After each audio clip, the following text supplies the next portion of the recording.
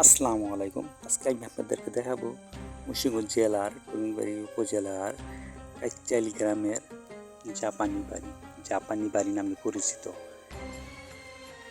কাইচাইল আসলেই এই বাড়িটি আপনারা দেখতে পাবেন। কুন্ডুর বাজার থেকে শুভশনীর দিকে যে রোডটি গেছে এই রোডের সাইডেই আমরা এখন ভিতরে ঢুকবো। ভিতরে ঢুকতেই পরে দুই সাইডে গাছ, আম গাছ সারি সারি, এবং সাইডে গাড়িও রাখা ছিল, আপনারা হয়তো দেখছেন।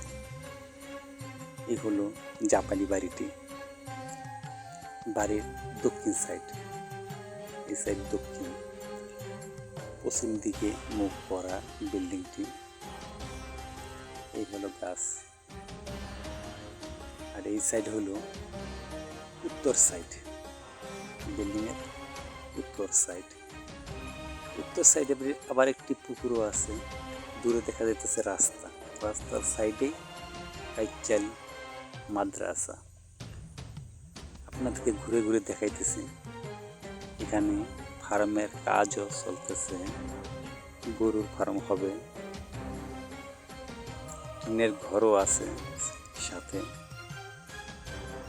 বিল্ডিংয়ের সামনে পিলার অনেক সুন্দর করে ডিজাইন করা হয়েছে, আপনারা দেখতে পাচ্ছেন।